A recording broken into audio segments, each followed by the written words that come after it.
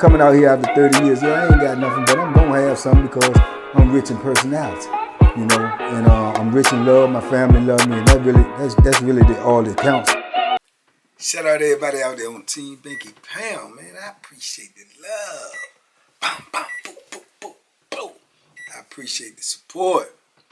We out here, man. 33 years of prison stories, man. We putting this message out there to the universe in hopes that it will be received well, in hopes that somebody would grab it, hold on to it, use it in their, walks through life, man. Keep them, on a positive track, on a positive note. That is my hopes every time I tell one of these stories, man, that it just reach somebody. If it reaches more people, then the more the merrier. But that is the movement, man. We just trying to change the mindset of some of these young people, man, so they won't get so caught up in their life and end up on the other side of that gate, man. Just taking chances and not being aware, not being well informed. So that's what we trying to do each and every day over here, TBP, man. So big love to everybody who support that. Big love to everybody with the movement. Big love to everybody who taps in daily and rocks with me, no matter what platform is on, whether it's here, whether it's Twitch, whether it's Instagram, TikTok, Facebook, whatever the case may be, man. We just trying to push this positive message, man. So big love to each and every one of y'all, especially that morning mud. It has become a thing, a crazy thing sometimes, but it's a thing.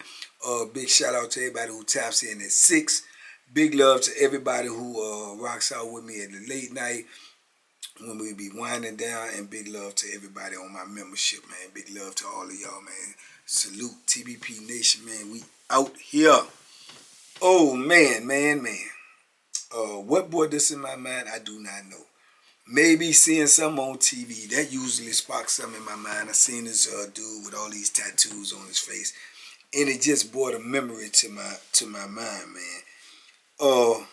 As y'all know, when I first got locked up, I went in Southampton receiving, right?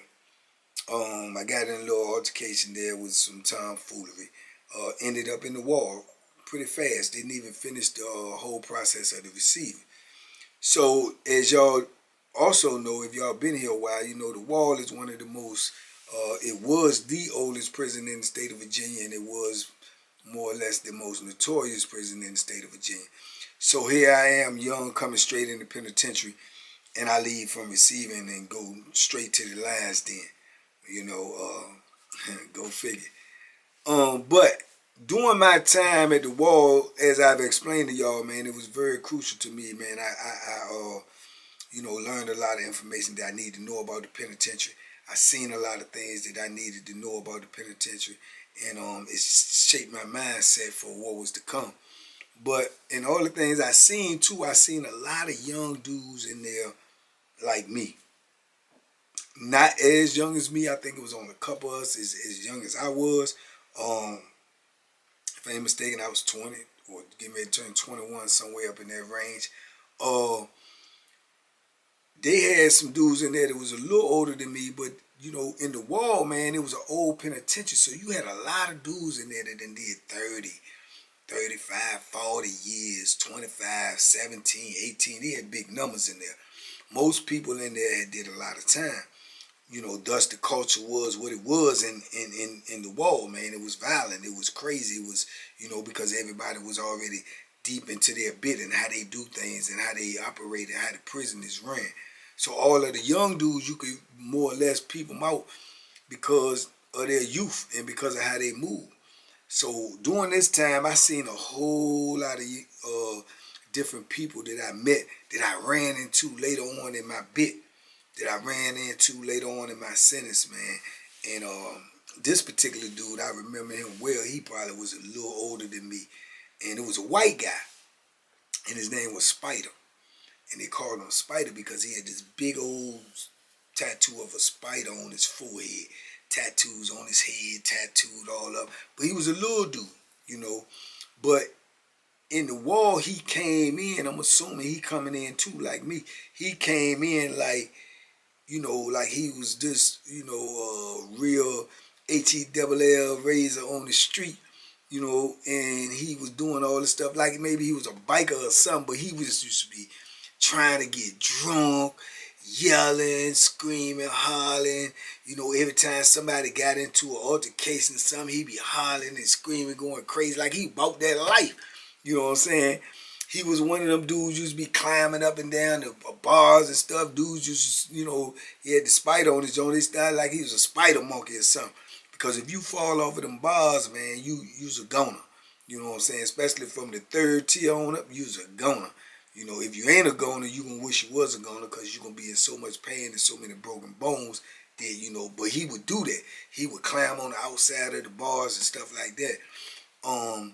He would give you the impression that he, you know, he got that Bethlehem on him. He walking around with the knife, and he's always yelling, trying to see who got something to drink.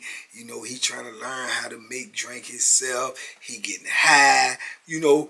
And for the most part, from my observation, it looked like dudes won't really down on him like that, even though he was a white boy. They won't really down on him, maybe because of his personality, maybe because of his look, maybe because of the way he acted. He acted like he was about this life, you know what I'm saying, and he was getting along with dudes, you know what I'm saying, from my observation. I didn't really know him that well to talk to him, but I had got to know him, but not really that well where we was chopping it up or nothing like that. At this time, I'm young. I ain't really trying to get to know nobody. I'm on my P's and Q's, man. I'm super duper paranoid. I ain't with none of that. So, but I just remember him, and the vision that I had of him was always acting crazy and doing, you know the type, man. The dude that's always trying to be the loudest in there, no matter what's happening. He trying to be a part of it. He trying to be yelling and screaming. If we protesting, we ain't got our food and something, he kicking the door the longest. He stayed up all night, stayed on the gate, looking out the window, talking about the people that's walking back and forth because we could see the people on the street in the wall. He doing all of that. So I just always had this perception of him as just like, man, this just young, crazy white dude right here. Then you got all these tattoos on your face and your head and stuff. You just look like he already done lived a crazy life, and then it ended him up in the penitentiary, right? Now, this is when I say that, man, I mean, you know, they always say believe half of what you heard and only what you see. But man, sometimes you can see things and then, you know, you can't even believe that. Because this is why I say some of the times you get shocked. Because like I say, now mind you, that's my perception of him, right? And I think he ended up going to the hole for doing something to an officer, either throwing something on an officer or either trying to stab an officer or something. But I know he took a brutal, you know, you know what I'm saying? I know he took a brutal. They beat him up and dragged him up out there, and I ain't see him no more. But the thing about it is, I run into him some years later on another institution, right? And when I ran into him on another institution, he was more or less doing the same thing, you know, but now we in the penitentiary. See, the wall, you in the penitentiary, but they still had sanctions because the wall had been so crazy, so you're not moving with the whole compound. You're only moving with that block, which is a lot of people, but it's only a block. But the difference between that is when you get on a real institution that's open spread, what we call an open spread, man, you're going to be out there dealing with thousands of people. You know what I'm saying? So you go from hundreds to thousands. So now, you know, you get butter from the duck. You find out who and what's what. So I'm on the joint with him then. It seemed like he was all right. I remember him ended up getting moved in the block one time. Seemed like he was in the same thing. I guess he had got to running with the, you know, the white crowd. I don't know if he's a white supremacist. He into that type of stuff or not. Because even the white supremacists, as far as I know, when I was in there, at least to the end of my bit, won't even shout, no, I'm white supremacist. That ain't gonna work out for you. So, but just, you know, you say that by just observation, by him being with the white dudes, and they kind of like isolating themselves, whatever they talking about, whatever they got going on, they keeping it to themselves. That type of stuff. It ain't like these big cities where you got the ABs and all that. Nah, they ain't moving like that in Virginia. So that's what my perception of. Well, I remember when he seen me, he remember me, hey man, when I in the wall with you, I'm like, yeah, we was on the same block, yeah, Spida, right? Yeah, man. That type of stuff. So boom.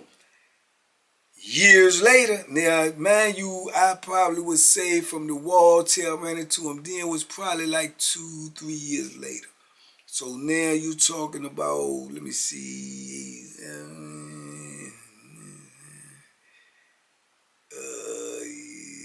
about 11 years later, I run into him again. I come in a block that he already in. When I see him, I automatically, when you walk into a new block, you look around, you try to see who's who you know, you know what I'm saying, if you got enemies, all of that, you got to see what's going on. So I remember seeing him and make a mental note, oh, that Spida right there, woo, see, oh, that's such right there, boom, okay, boom, I got some type of familiarity about who in here. But I remember distinctively now, even looking back when seeing him, he looked different. He the same, but he looked different. What you mean by that? What I mean by that is his whole demeanor made him look different.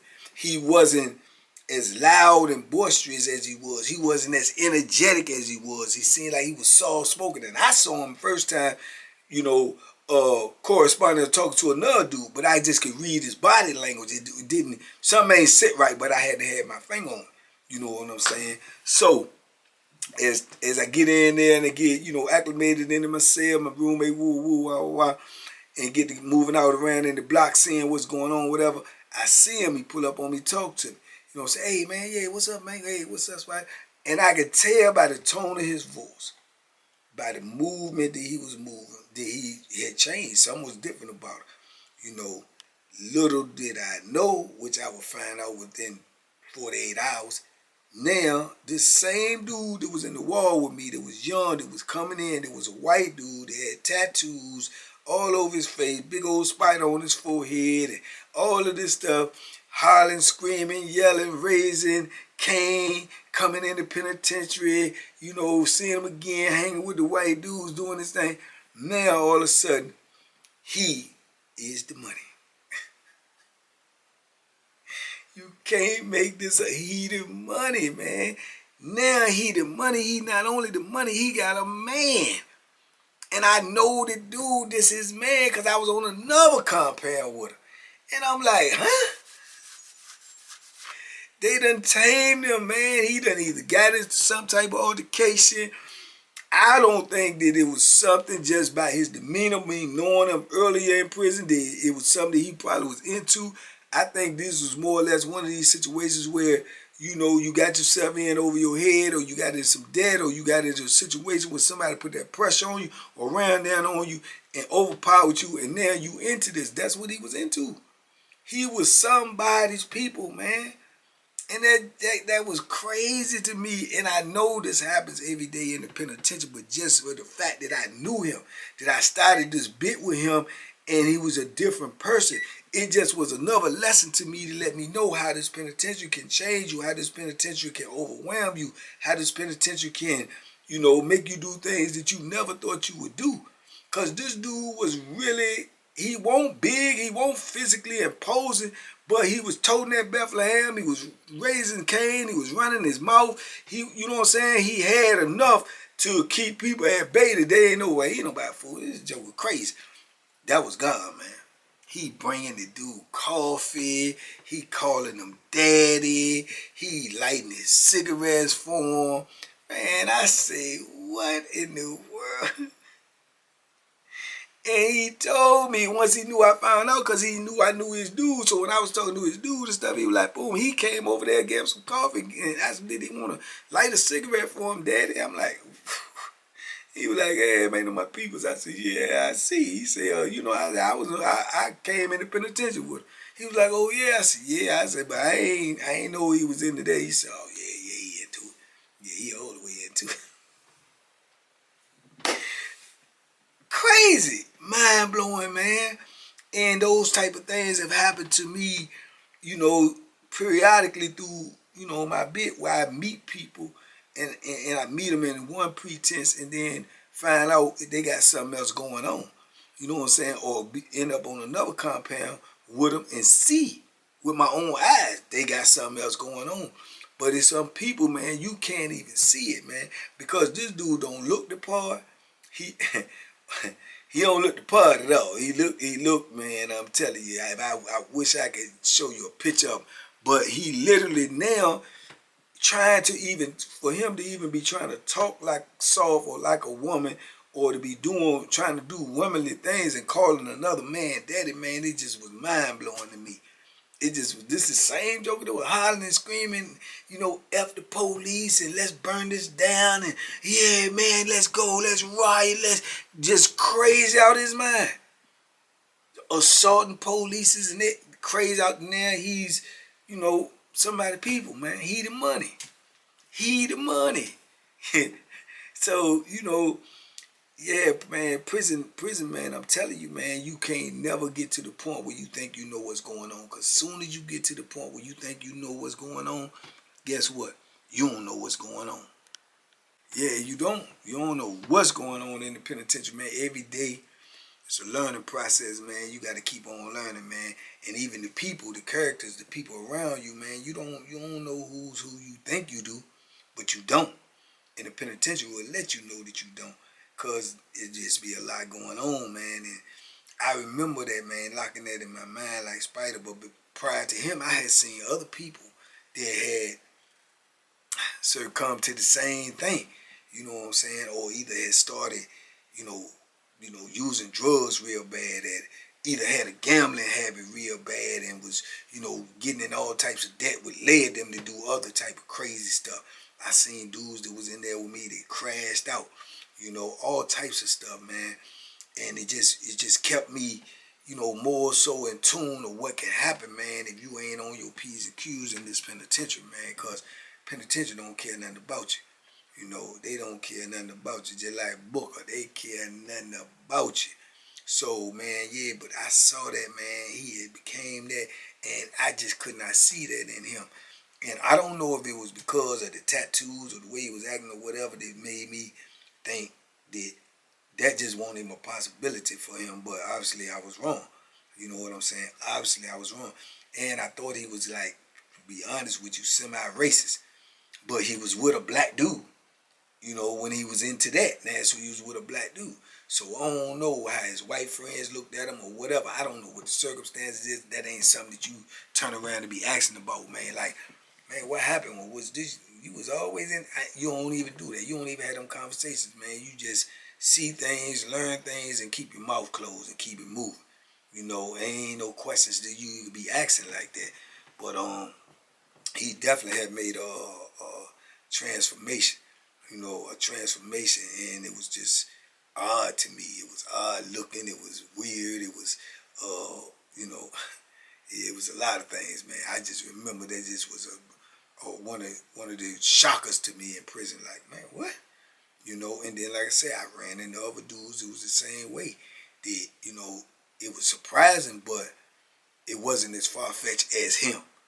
Because of my first impression. Like they say, first impressions is, the most long-lasting and best impressions that you have of a person when you first meet them. And those were my first impression. If I'm in the war, if I'm 20, he ain't no more than like 24, 25, if that. You know what I'm saying? If that. So, and we less than 11, 12 years or something in or somewhere around that time. And now, this is his life. And then to my understanding, he had life. So this is how he now chose to do his bit.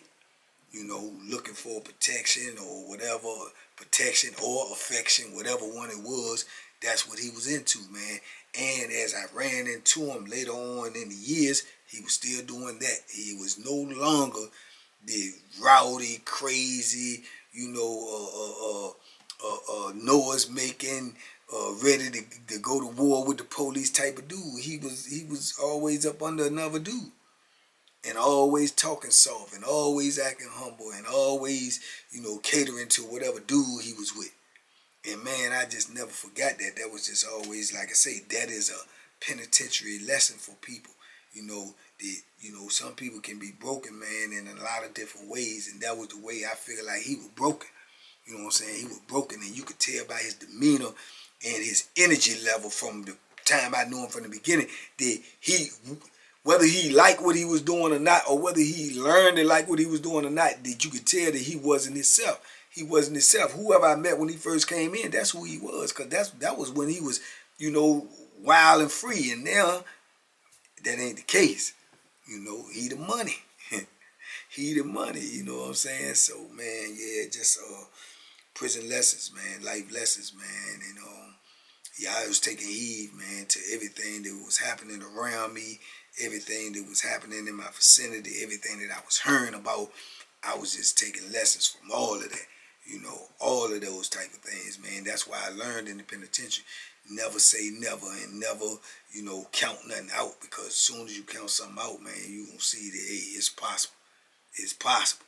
Just like when that crack came in there, and I ain't no dudes even get high like that, because I looked at them in a certain way, but certain circumstances would change a dude's character. Some dudes, now I don't think it can change a real dude's character, but it'll change some dude's character, and you'll see things in them that you ain't even see from the naked eye. You ain't even see from conversation. You ain't even see from being around them. It's in them, though. You know what I'm saying? From getting high to other stuff, it's in them. And then you got to put it in your mind that all these dudes in prison anyway. Everybody in here for something, so you don't even know this person before they got to prison, so you don't know what they into. You don't know. You know, you have no idea, man. But yeah, that was a shocker to me, man. Old Spida was the money. Spida was the money, man. And yeah, you know, it is what it is, man. But anyway, man, I just wanted to share that with y'all. Quick story to share that with y'all. The penitentiary, man, is always a mystery, man. It's always a mystery, including when you're going to get out. Including if you're going to get out. So that's why you should duck penitentiary, man, at all costs, man. You know, like I say, it's a blessing in every lesson. And the blessing is, man, that, you know, you learn these things, man, for a reason, not a season. You learning these things so you can be aware, to keep you sharp, to keep you, you know, in tune with what's going on around you. This is a different world, man. If you do not pay attention in the penitentiary, you'll become a victim of something. You know what I'm saying? So thank God that I had the capacity to listen and to learn and to watch, man, and to be able to process that stuff, man. So thank God for that. But anyway, y'all let me know what y'all think in the comments. Talk to me. I talk back, man. In the meantime, in between time, man, y'all be safe, be smart, make good decisions. Please duck the penitentiary and duck these hooks, man. They out there. Boom, boom, boom, boom, boom, boom, boom, boom. Please believe me. Boom.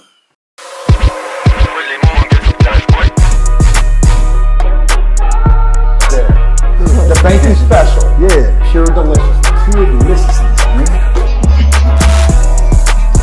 My name is Banky, man. Everybody calls me Banky. That's the name that I got from my grandmother when I was young.